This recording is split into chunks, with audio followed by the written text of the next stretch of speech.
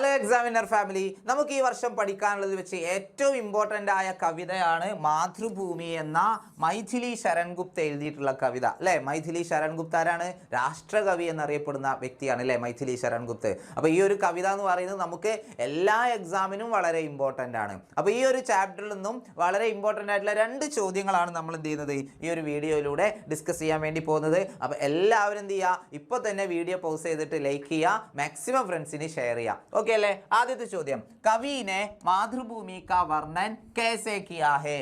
കവി മാതൃഭൂമിയെ എങ്ങനെയാണ് വർണ്ണിച്ചിട്ടുള്ളത്? കേസെ വർണ്ണൻ കിയാ ഹെ, വർണ്ണൻ കേസെ കിയാ ഹെ, എങ്ങനെയാണ് മാതൃഭൂമിയെ കവി വർണ്ണിച്ചിട്ടുള്ളത് എന്നത് വളരെ ഇമ്പോർട്ടൻ്റ് ആയിട്ടുള്ള ചോദ്യമാണ്. എല്ലാവരും ഈ ഒരു ചോദ്യത്തിൻ്റെ ഉത്തരം പഠിച്ചിട്ടേ പോകാവൂ. ഓക്കെ അല്ലേ. കവി ഇസ് പ്രകാർ മാതൃഭൂമി കാ വർണ്ണൻ കിയാ ഹെ, കവി ഇപ്രകാരമാണ് മാതൃഭൂമിയെ വർണ്ണിച്ചിട്ടുള്ളത്. കി എപ്രകാരം എന്നാൽ ഉസ്കി ഹരിയാലി കേലിയെ, മാതൃഭൂമിയുടെ പച്ചപ്പിനായി നീലാകാശ് സുന്ദർ വസ്ത്ര കീ തരഹ് ശോഭിത് ഹേ, നീലാകാശം സുന്ദരമായ വസ്ത്ര കീ തരഹ് കപ്പടാ കീ തരഹ് നല്ല വസ്ത്രം പോലെ ശോഭിത് ഹേ, ശോഭിച്ചു നിൽക്കുന്നു, നല്ലവണ്ണം തിളങ്ങി നിൽക്കുന്നു മാതൃഭൂമിയുടെ ഹരിയാലിക്ക് വേണ്ടി, പച്ചപ്പിന് വേണ്ടി. സൂരജ് ഔർ ചാന്ദ്, സൂര്യനും ചന്ദ്രനും മുകുട് കീ തരഹ്, മുകുട് എന്ന് പറഞ്ഞാൽ എന്താ? മുകുട് എന്ന് പറഞ്ഞാൽ കിരീടമാണല്ലേ. മുകുട് കീ തരഹ്, ഒരു കിരീടം പോലെ. ഉസ്കി ശോഭ ബഡാത്തി ഹേ, അതിൻ്റെ ശോഭ വർദ്ധിപ്പിക്കുന്നു. അതായത് മാതൃഭൂമിയുടെ ശോഭ വർദ്ധിപ്പിക്കുന്ന ഒന്നാണ് എന്ത്? മുകുട് അല്ലേ. മുകുട് ആരാണ് ഇവിടെ മുകുടായിട്ട് നിലനിൽക്കുന്നത്? സൂരജ് ഔർ ചാന്ദ്, സൂര്യനും ചന്ദ്രനും ഒരു കിരീടം പോലെ, സൂര്യനും ചന്ദ്രനും ഒരു കിരീടം പോലെ മാതൃഭൂമിയുടെ ശോഭ വർദ്ധിപ്പിക്കുന്നു. പിന്നെയോ സമുദ്ര കർദനി ഹേ, സമുദ്രം എന്താണ്? കർദനി ഹേ, അരഞ്ഞാണമാണ്. കർദനി എന്ന് പറഞ്ഞാൽ എന്താ? അരഞ്ഞാണം. ഔർ നദിയാം, നദികളോ പ്രേം കാ പ്രവാഹ് ഹേ, പ്രേമ പ്രവാഹമാണ്. നദിയിലൂടെ ഒഴുകുന്നത് വെറും വെള്ളമല്ല, മാതൃഭൂമിയോടുള്ള അണയാത്ത അല്ലെങ്കിൽ അണങ്ങാത്ത സ്നേഹത്തിന്റെ പ്രവാഹമാണ്. പിന്നെയോ ഫൂൽ ഔർ താരെ മാതൃഭൂമി കാ ആഭൂഷൺ ഹേ, ഫൂൽ ഔർ താരെ, പൂക്കളും നക്ഷത്രങ്ങളും മാതൃഭൂമിയുടെ ആഭൂഷൺ ഹേ, ആഭരണങ്ങളാണ്. ആഭൂഷൺ എന്ന് പറഞ്ഞാൽ എന്താ? ആഭരണങ്ങളാണ്. ചിടിയോം കെ ദൾ സ്തുതി ഗീത് ഗാത്തെ ഹേ, ചിടിയോം കെ ദൾ പക്ഷിക്കൂട്ടങ്ങളല്ലേ. ചിടിയോം കെ ദൾ എന്ന് പറഞ്ഞാൽ എന്താ?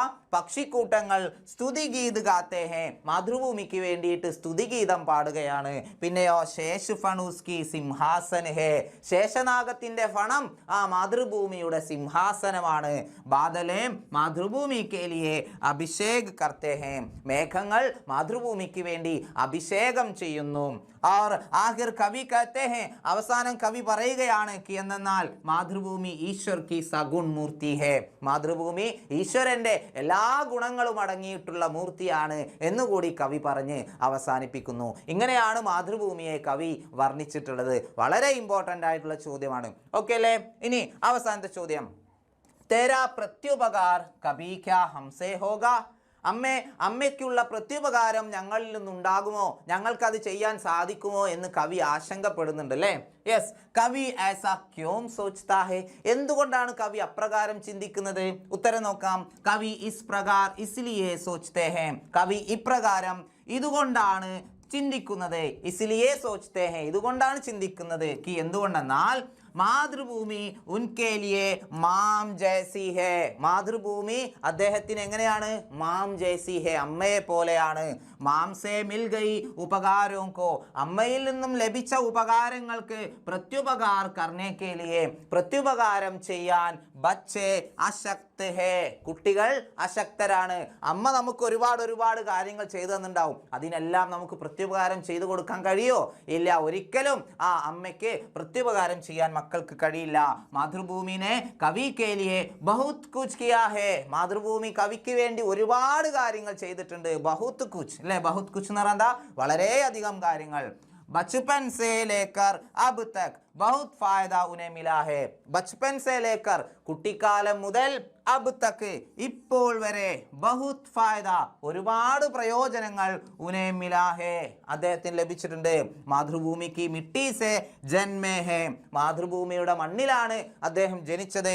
और उसमें ही വാപ്പസ് ലൗട്ട്നാ ഹേ, അതിലേക്ക് തന്നെ തിരിച്ചു പോവുകയും വേണം. ഓക്കെ, അതുകൊണ്ട് തന്നെ അമ്മ ചെയ്തു തന്ന ഉപകാരങ്ങൾക്ക് പ്രത്യുപകാരം ചെയ്യാൻ മക്കൾക്ക് സാധിക്കില്ല എന്നതുകൊണ്ടാണ് കവി ऐसा सोचता है കവി അങ്ങനെ ചിന്തിച്ചിട്ടുള്ളത്. അപ്പോൾ ഈ രണ്ട് ചോദ്യം വളരെ ഇമ്പോർട്ടൻ്റ് ആണ്. എല്ലാവരും നന്നായിട്ട് പഠിക്കുക. ഇനി നമ്മുടെ ഇതുപോലെയുള്ള ഒരുപാട് ചോദ്യങ്ങളും ടെക്സ്റ്റ് ബുക്കിലെ കംപ്ലീറ്റ് ചോദ്യങ്ങളും അതുപോലെ ടെക്സ്റ്റ് ബുക്കിലെ ചാപ്റ്റർ റെക്കോർഡിങ്സും എല്ലാം നിങ്ങൾക്ക് നമ്മുടെ ബാച്ചിൽ അവൈലബിൾ ആണ്. പിന്നെ അത് കൂടാതെ PYQ സെക്ഷൻസും ഉണ്ടാവും. ഓക്കെ, അപ്പോൾ എല്ലാവരും എന്ത് ചെയ്യുക, പെട്ടെന്ന് തന്നെ നമ്മുടെ ബാച്ചിൽ ജോയിൻ ചെയ്യുക. എന്നിട്ട് അടിച്ചു പൊളിച്ച് നമുക്ക് +2 ഫുൾ മാർക്കോട് കൂടി എന്ത് ചെയ്യണം, പാസ്സാവണം. അപ്പോൾ ഓൾ ദി ബെസ്റ്റ്. വീണ്ടും കാണുന്നവരെ ബൈ.